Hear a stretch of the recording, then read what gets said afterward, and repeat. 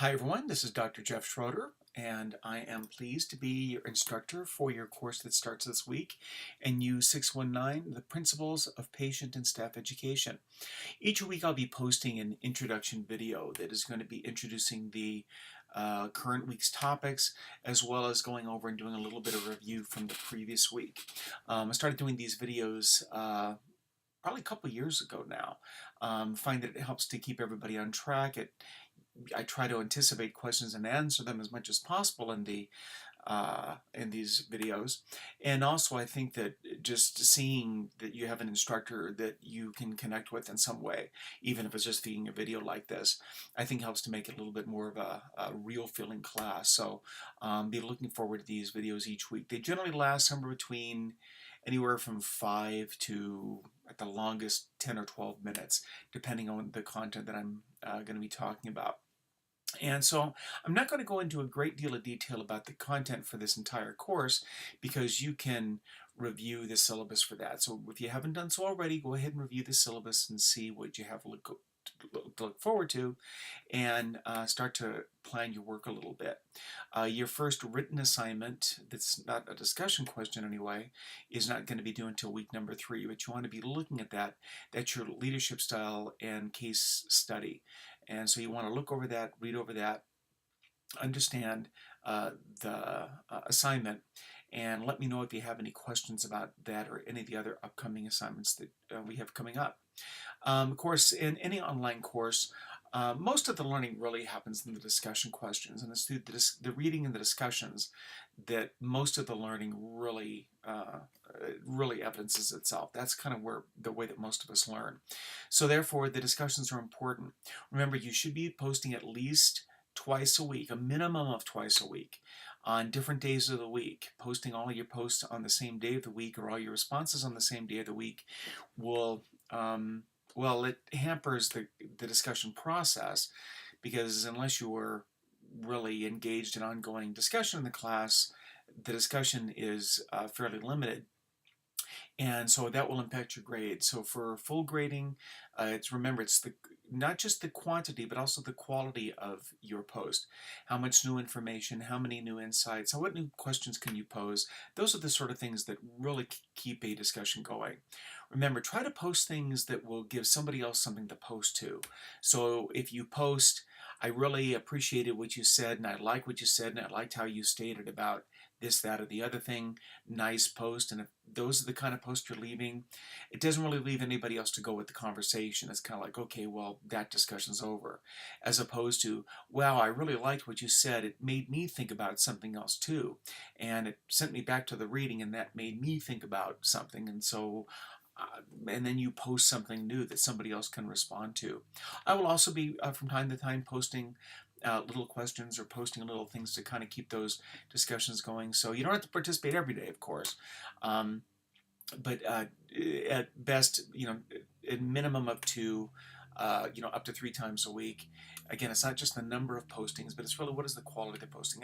Discussion is really important in these classes, so I hope we get some good discussions going. Review the discussion rubric. I follow the rubrics pretty closely. I try to be fair, if nothing else. That's an important part of education, really, is trying to be fair and consistent with the rubrics. So if you follow the rubrics and if you understand the rubrics, you'll probably do quite well in the class.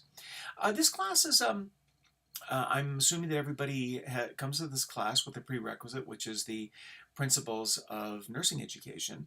And so this is a class that in some ways builds upon that, or takes a little bit of a different turn. But if you're one of the students that is coming and you hadn't had that class, it doesn't really leave you at a disadvantage in any way.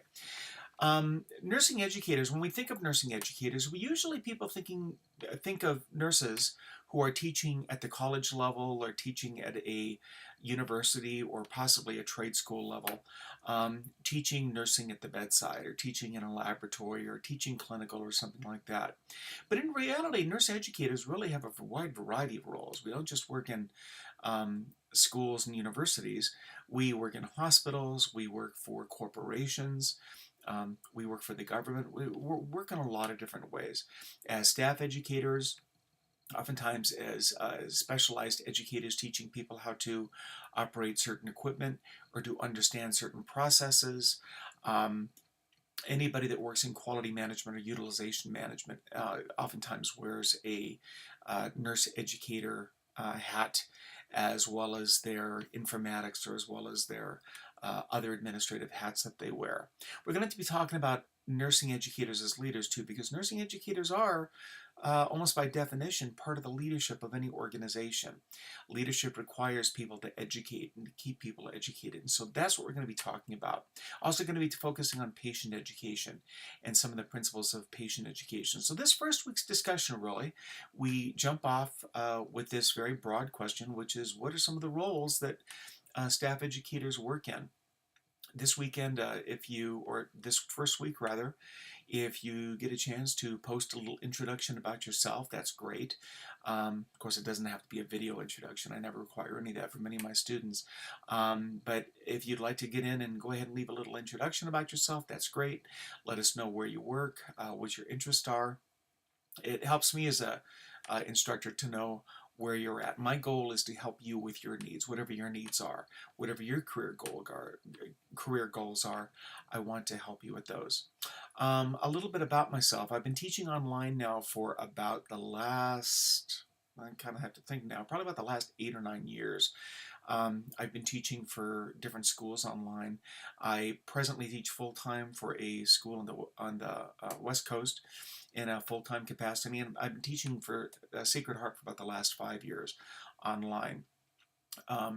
There is a little bit of a challenge in online. I think that at this point in the program, most of you have probably been through enough classes where you pretty much know the drill, or you pretty much know how to keep yourself motivated. Remember, the main thing is to be in touch with me if you have any technical issues with the class, or if you have any issues with any questions that you have. Please let me know. I will endeavor to get those answered.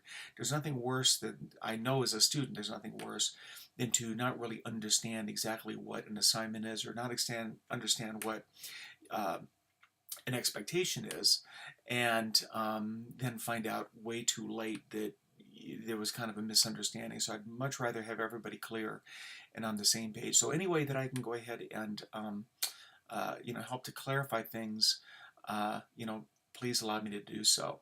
I'm primarily a mental health nurse. I teach primarily psychiatric and mental health nursing, although I've been teaching courses in research statistics, in nursing theory, in informatics, and many administrative topics for a good amount of time, for a good number of years.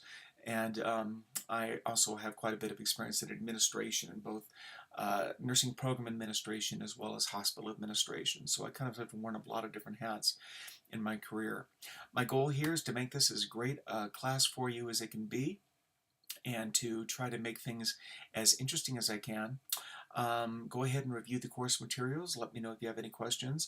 I personally live on the West Coast. My experience with Sacred Heart is that most students are on the East Coast, usually somewhere along the eastern seaboard. Most of you kind of clustered around the Vermont, New Hampshire, Connecticut area, kind of a location of the school. But oftentimes I get students from Texas and Florida, and from all over the country, and that makes it kind of neat. I like it when we get a diverse group of students in the class. I'm in the Southern California area, although I live a good part of the week usually down in Rosarito Beach, Mexico, so I will be communicating with you from Mexico from time to time. Kind of a long story, but I kind of like work on both sides of the border, while I work in the United States in the San Diego area, and then but I have a residence down in Mexico, and so jump across the border quite a bit, and that's where I do a lot of my online work from. So I look forward to getting to know all of you in class. Again, as you have any questions, please feel free to let me know. I will be seeing you via video next week, and look forward to participating, and we'll see you in the discussion forums.